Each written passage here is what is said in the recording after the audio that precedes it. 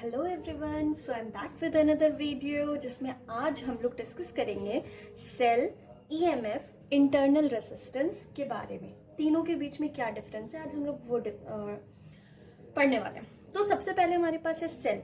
Cell क्या काम करता है? तो सेल कन्वर्ट करता है केमिकल एनर्जी को इनटू इलेक्ट्रिकल एनर्जी।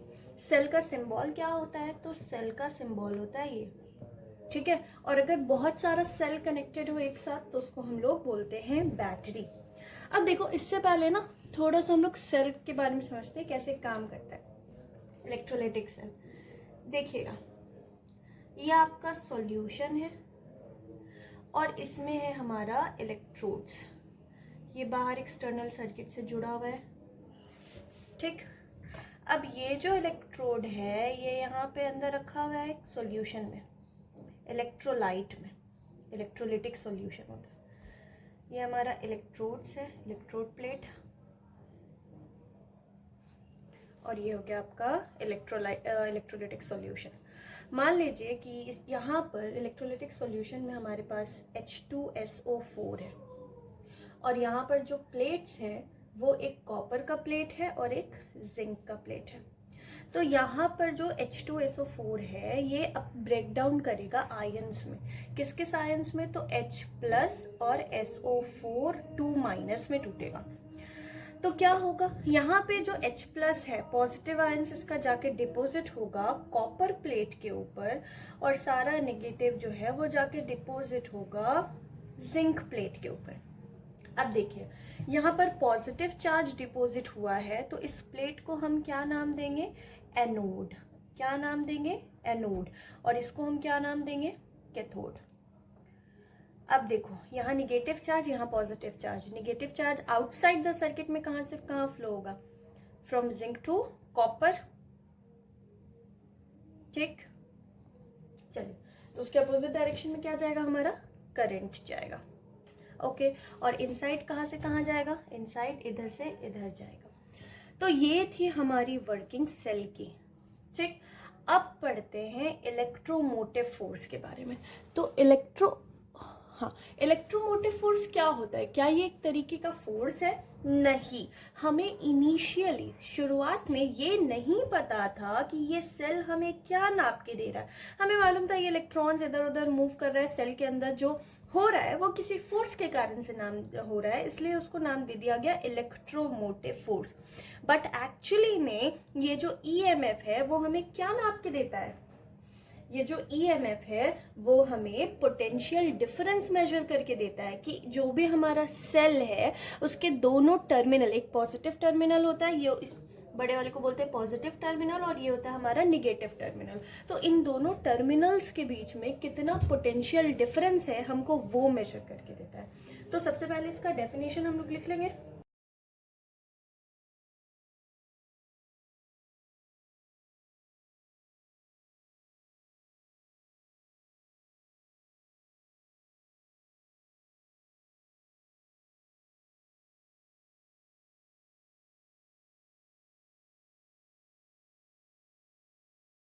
चलेगा। तो इलेक्ट्रोमोटिव फोर्स क्या हुआ हमारा? The potential difference across the terminals of a cell when it is not giving any current, उसको हम लोग क्या बोलते हैं? ईएमएफ बोलते हैं। देखिएगा, अगर मान लीजिए कि ये अपने पास एक सेल है, अभी इंटरनल रेजिस्टेंस का कॉन्सेप्ट तो नहीं जानते बट बना देते, ठीक है। और यहाँ पर एक्सटर्नली ये कनेक्टेड है एक रेजिस्टर से, यहाँ पे इसका रेसिस्टेंस मान लो R ओम और ये इंटरनल रेसिस्टेंस स्मॉल r ओम मानते हैं। तो अभी जब ये सर्किट ओपन है इस समय पर जो ये सेल पोटेंशियल डिफरेंस मेजर करके दे रहा होगा, यहाँ पे इंपॉर्टेंट पॉइंट क्या है? When it is not giving any current is called EMF.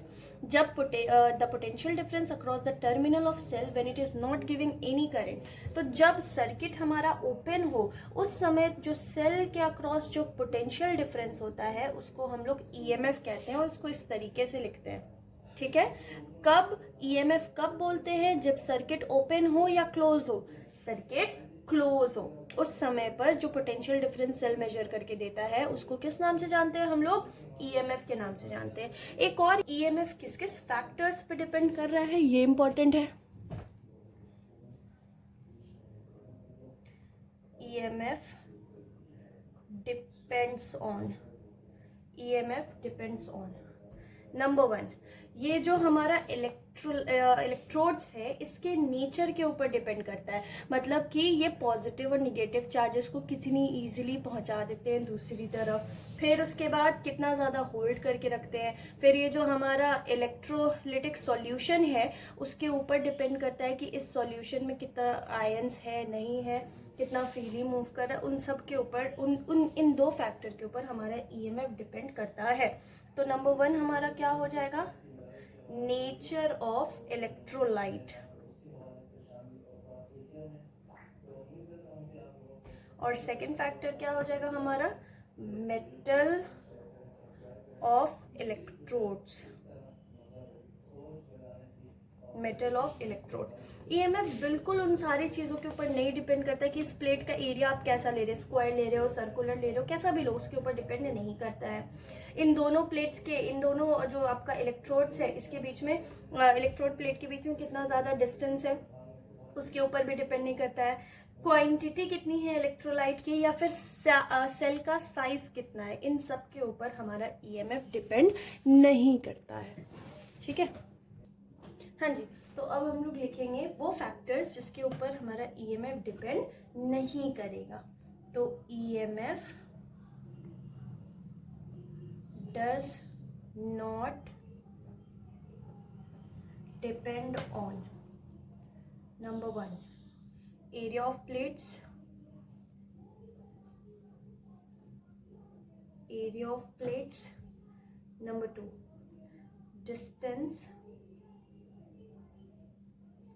distance between the electrodes, distance between the electrodes, number 3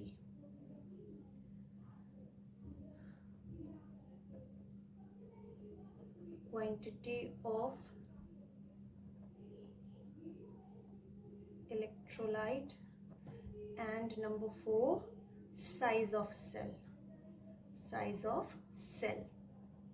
ये था हमारा ईएमएफ। ईएमएफ कब होता है? तो ईएमएफ सेल के अक्रॉस पोटेंशियल डिफरेंस होता है। कब होता है? जब कोई भी करंट का फ्लो ना हो रहा हो, उस समय जो सेल पोटेंशियल मेजर करके देता है उसको हम बोलते हैं ईएमएफ। आपको पता है हम बाहर से जो भी अप्लायंसेस हमारे घर में लेकर के आते हैं, फैन हो गया, लाइट हो गया, कुछ भी हो गया, उन सब के कवर के ऊपर उसका ईएमएफ लिखा रहता है।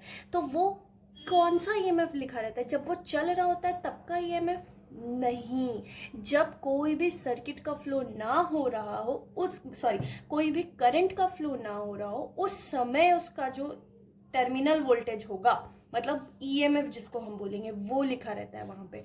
तो जब करंट जाएगा उस समय कितना होगा, ज़्यादा मिलेगा या कम मिलेगा, तो उस समय हमारा टर्मिनल वोल्टेज जो होता है, सेल्स के दोनों टर्मिनल्स के बीच में जो वोल्टेज होता है वो घट जाता है। मतलब ईएमएफ डिस्चार्जिंग के केस में ईएमएफ ज़्यादा होता है और टर्मिनल वोल्टेज कम होता है। क्यों कम होता है? तो सेल खुद को जब करंट को फ्लो करा रहा है तो वो अपनी वर्किंग के लिए ही कुछ क्या करता है, कुछ पोटेंशियल को ड्रॉप कर लेता है, जिसको बोलते हैं खा जाता है, फॉर इट्स ओन वर्किंग। तो आगे कितना पहुंचा? तो जितना था उससे कम आगे सर्किट में पहुंचा। ठीक है, तो ये था आपका ईएमएफ। अब उसके बाद जल्दी से हम लोग डिस्कस कर लेते हैं टर्मिनल वोल्टेज और उसके बाद इंटरनल रेसिस्टेंस। जो सेल अपनी वर्किंग के लिए खाता है, वो क्यों खाता है? सेल के इंटरनल रेसिस्टेंस के कारण से खाता है। अब आता है हमारे पास दूसरा टर्म, हमारा टर्मिनल वोल्टेज।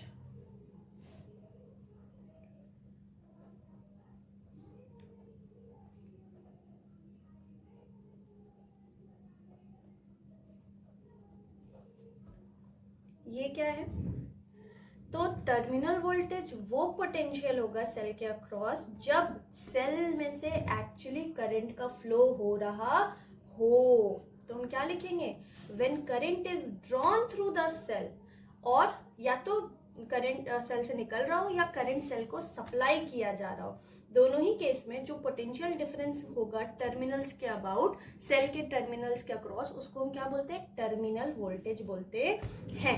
अब देखो चार्जिंग और डिस्चार्जिंग का केस अलग होता है, वो फिर कभी अगर जानना होगा तो मेरे को किसी वीडियो में बताना, हम बताएंगे कुछ क्वेश्चंस के साथ उसको करेंगे, चार्जिंग और डिस्चार्जिंग वाला केस, ठीक है, इंपॉर्टेंट है हालांकि वो। तो क्या लिखेंगे टर्मिनल वोल्टेज में, देखो इसको भी हम लिखते रहे, फास्ट फॉरवर्ड कर देंगे, ठीक है।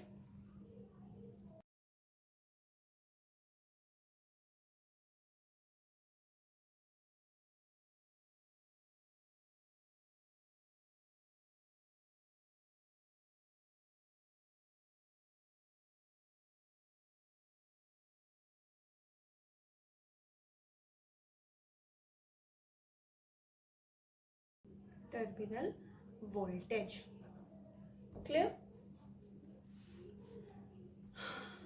और अभी हमने क्या बोला कि जब सेल में से करंट निकल रहा होगा उस समय पर टर्मिनल वोल्टेज जो है वो ईएमएफ से कम होता है, और जब सेल को करंट मिल रहा होता है, चार्जिंग का केस होता है, उस समय पर टर्मिनल वोल्टेज ईएमएफ से ज्यादा होता है। तो यहाँ पे लिख लेंगे हम लोग व्हेन करंट is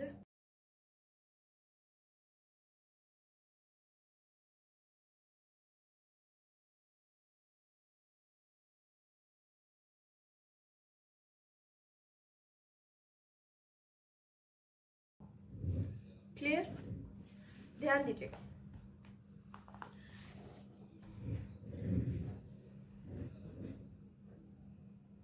मान लीजिए कि आपका सेल है, ये उसका इंटरनल रेसिस्टेंस हो गया, और यहाँ पे कोई एक्सटर्नल रेसिस्टेंस लगा हुआ है।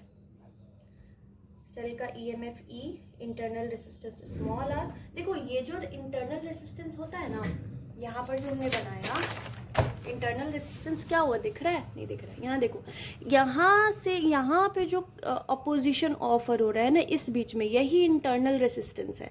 अब देखो यहाँ पे से इलेक्ट्रॉन घूम घाम के आए इधर से, फिर इधर जाएगा, तो यहाँ पे जो अपोजिशन ऑफर हो रहा है ये है तुम्हारा इंटरनल रेसिस्टेंस। और ये होता तो सेल्स के बीच में ही है, लेकिन हम इसको दिखाते कहाँ है, बाहर दिखाते हैं, ठीक है। तो ये रहा अपना एक्सटर्नल रेसिस्टेंस आर। तो अगर अब जब सर्किट क्लोज है उस समय पर जब आपको टर्मिनल वोल्टेज लिखना है तो आप कैसे लिखोगे, V इज इक्वल टू, देखो अगर सर्किट ओपन होता तो इसका ईएमएफ ई होता, लेकिन अब क्योंकि सर्किट क्लोज कर दिए, चार्जेस का फ्लो हो रहा है, तो उस समय पर ये सेल अपनी वर्किंग के लिए भी कुछ खा जाएगा। कितना खाएगा, कितना पोटेंशियल खाएगा, तो जो पोटेंशियल का फॉर्मूला क्या होता है, आई इंटू आर। तो ईएमएफ में से हम माइनस करेंगे आई इंटू आर, पोटेंशियल ड्रॉप को जब हम माइनस करेंगे तो ये हमको क्या मिलेगा, जब सेल से करंट निकल रहा हो, ये उसका इक्वेशन होगा। तो ये तुम्हारा टर्मिनल वोल्टेज V से डिनोट करते हैं, इसका फॉर्मूला होता है EMF minus voltage drop due to internal resistance IR, ठीक है। इंटरनल रेसिस्टेंस क्या होता है, अब चलो फटाफट से थोड़ा सा टाइम देके उसको भी पढ़ लेते हैं।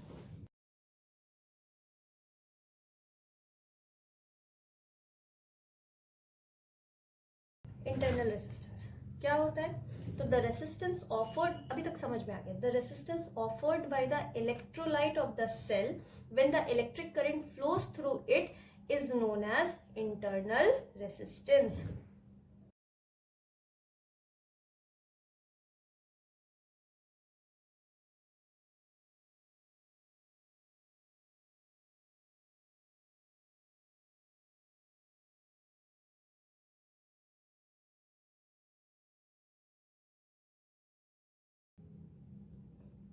इंटरनल रेसिस्टेंस, ठीक।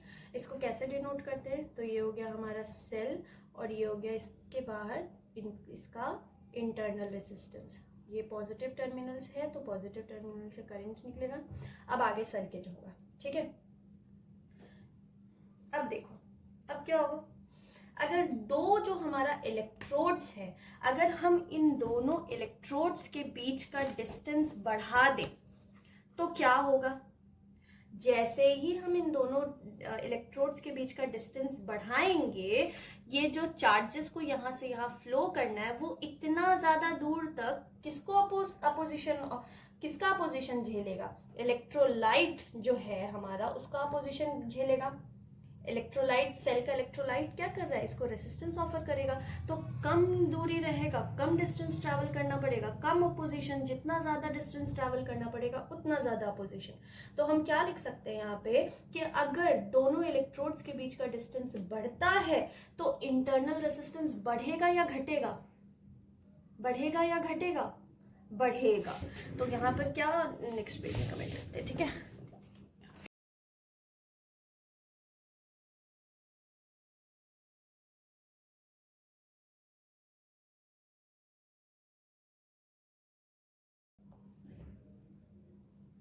अब सुनो, अब अगर ये जो इलेक्ट्रोड्स है, इसका जो एरिया जो हमारे इलेक्ट्रोलाइट के अंदर है, जैसे अभी इतना एरिया है, तो जो यहाँ पे आयंस है उसके पास इतना एरिया है आके डिपॉजिट होने का।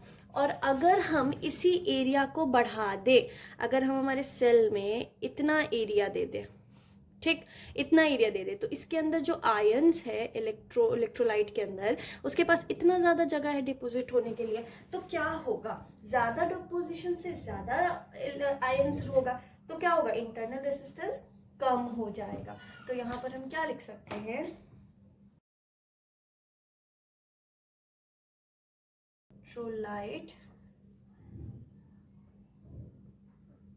इंक्रीजेस, उससे क्या होगा? हमारा इंटरनल रेसिस्टेंस जो है वो घट जाएगा। तो internal resistance REASES, internal resistance decreases, ठीक है। अब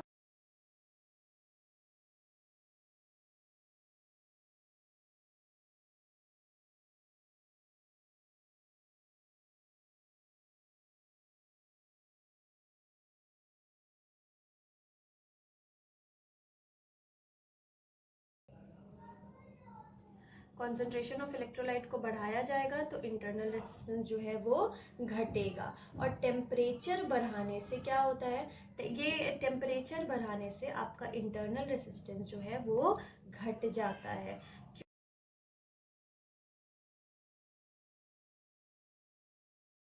that's it.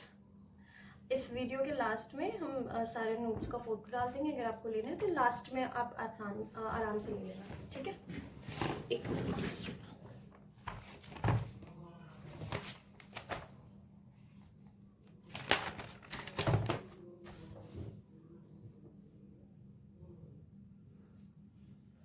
Screenshot low. 1 2 3 4 5, done. 1 2 3 4 5, last का ये एक छूट गया था। 1 2 3 4 5।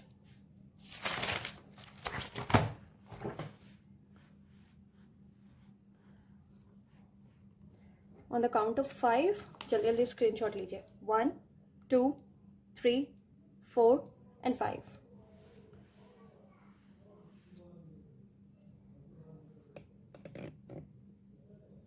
ओके, 1 2 3 4 5।